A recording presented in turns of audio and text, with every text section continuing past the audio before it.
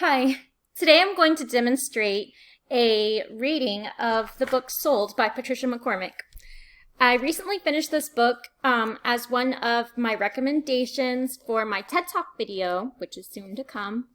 And I thought it would be a good example of demonstrating read-alouds. So one of the criteria to read-alouds for me as a teacher is I want to make sure that I'm frequently stopping and checking for comprehension. So as I read, I'm going to be stopping, asking questions, doing little summaries here and there, making sure that my students understand. Because a lot of my students, almost all of them, have reading comprehension issues. So even when they're listening to a story, they may have missed specific details where the author is being a little more subtle. So I'm going to be pointing some of those things out. So let's get started. I'm also going to mention that Sold is written in a series of little vignettes, which are small, I guess, miniature stories within a story, often in a very evocative, poetry, prosaic kind of way, if that makes any sense. So I'm going to read a few vignettes to you, and then we will go from there. All right, so this is Sold by Patricia McCormick.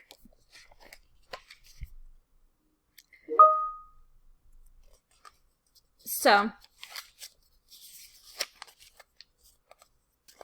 the first vignette is called A Tin Roof. One more rainy season and our roof will be gone, says Amma.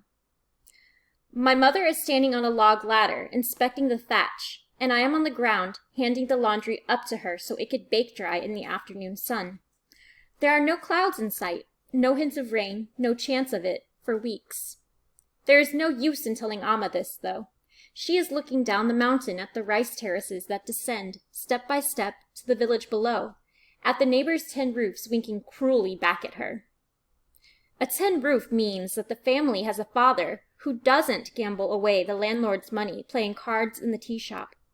A tin roof means the family has a son working at the brick kiln in the city. A tin roof means that when the rains come, the fire stays lit and the baby stays healthy. Let me go to the city, I say.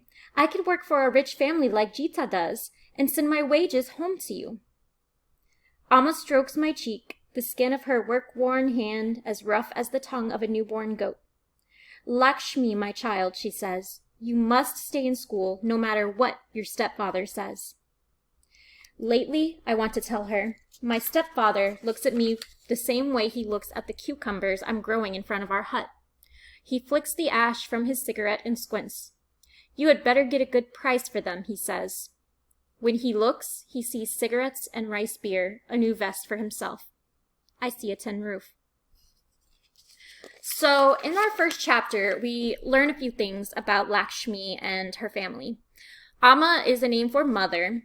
So what does her mother say is the most important thing for Lakshmi to focus on? And how is that different from what Lakshmi wants to focus on? Good. Her mother wants her to focus on staying in school, making sure she gets a good education, whereas Lakshmi wants to go into the city and work so she can help her family afford the things that she thinks that they need.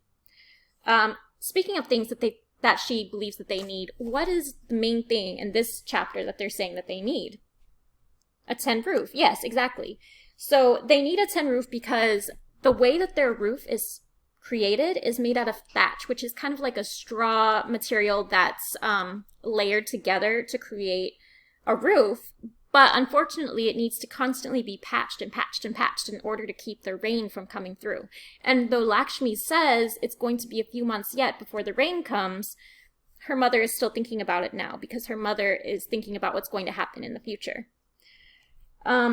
Also, another thing I want to point out is Lakshmi's stepfather. What do we learn about him right off the bat? A few things she says about him. Let me reread the paragraph in particular to you where she mentions some of the things that hint about her stepfather. A tin roof means that the family has a father who doesn't gamble away the landlord's money playing cards in the tea shop. So this tells us that Lakshmi is comparing other families that have tin roofs to her own, so we can assume that her father is doing those things. Yes, exactly. And then later she says her stepfather looks at her the same way he looks at the cucumbers, which is in a way that suggests he's trying to figure out how he could get the best price for them and how he could get the best price for her. Yes. Let's keep going. Before Jita left, we drew squares in the dusty path between our huts and hopped and played the hopping on one leg game. We brushed each other's hair 100 strokes and dreamed of names for our sons and daughters. We pinched our noses shut whenever the headman's wife passed by, recalling the time she broke wind strutting past us at the village spring. We rubbed the rough-edged notch in the school bench for good luck before a recitation. We threw mud at each other during the long afternoon stooped over in the paddies, and wept with laughter when one of Jita's mud pies hit her haughty older sister in the back of the head. And in the fall, when the goat herds came down from the Himalayan meadows, we hid in the elephant grass to catch sight of Krishna, the boy with sleepy cat eyes, the one I am promised to in marriage. Now that Jita is gone to work as a maid for a wealthy woman in the city, her family has a tiny glass sun that hangs from a wire in the middle of their ceiling, a new set of pots for Jita's mother, a pair of spectacles for her father, a brocaded wedding dress for her older sister, and school fees for her little brother. Inside Jita's family's hut, it is daytime at night. But for me, it feels like nighttime, even in the brightest sun without my friend. So,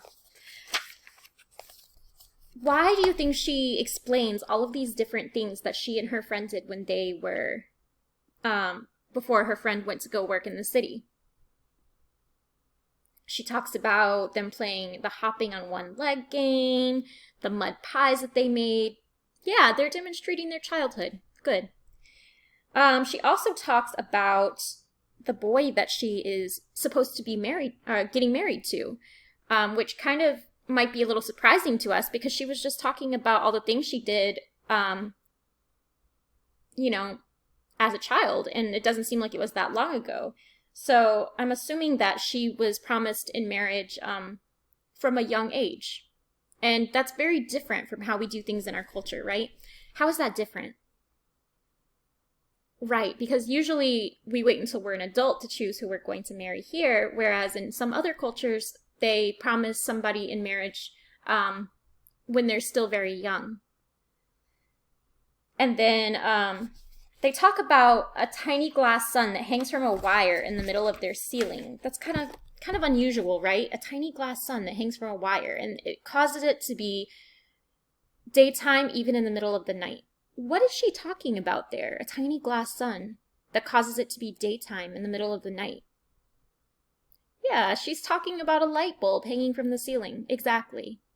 So we're seeing that things that are normal for us, such as electricity, are so unusual for Lakshmi that she doesn't even know what they're really called. She doesn't know that that's a light. She doesn't know the words for that because that's just not something that's happened in her experiences. That's not something that she's used to. So we see a very different type of village than where we live. The new student. Each morning as I go about my chores, straining the rice water, grinding the spices, sweeping the yard, my little black and white speckled goat, Tali, follows at my heels. That silly goat, Amma says. She thinks you are her mother. Tali nudges her head into the palm of my hand and bleats in agreement, and so I teach her what I know. I wipe the hard mud floor with a rag soaked in dung water and explain, this will keep our hut cool and free from evil spirits. I show her how I lash a water jug to the basket on my back, not spilling a drop on the steep climb up from the village spring. And when I brush my teeth with a twig from the neem tree, Tali copies me, nibbling her twig as solemn as a monk. When it's time for me to go to school, I make her a bed of straw in a sunny corner of the porch. I kiss her between the ears and tell her I'll be home in time for the midday meal. She presses her moist pink nose into the pocket of my skirt, searching for a bit of stowaway grain, then settles down, a jumble of elbows and knees burrowing into the straw to nap. What a funny animal, Amma says. She thinks she is a person. Amma must be right, because one day last week, when I was sitting in the schoolroom, I heard the tinkling of her bell and looked up and saw my little speckled goat wandering around the schoolyard, bleating in despair. When finally she spotted me through the window, she baaed with wounded pride, indignant at being left behind.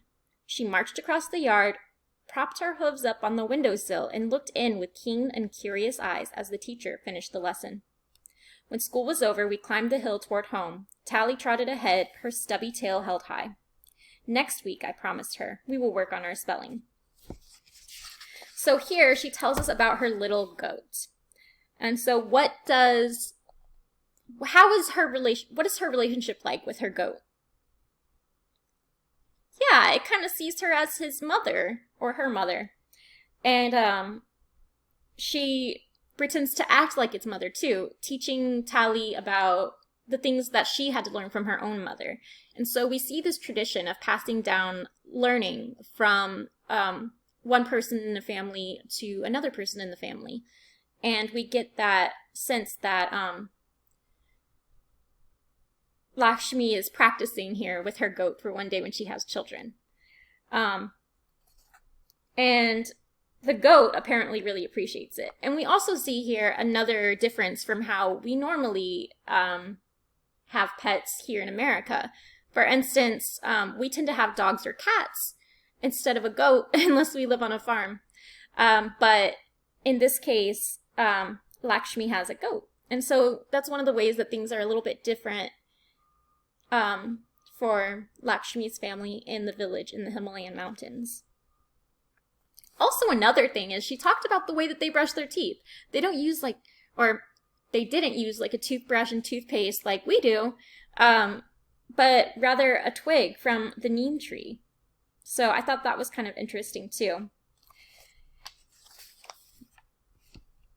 And then we actually kind of get a little Mary had a little lamb scenario where, you know how Mary's lamb followed her to school, got in trouble and all of that.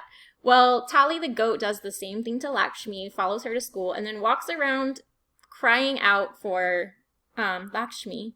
And the word bleating, by the way, B-L-E-A-T-I-N-G, is just a way of saying that she was making her baaing noises. She was crying out. Ah, you know, that kind of noise.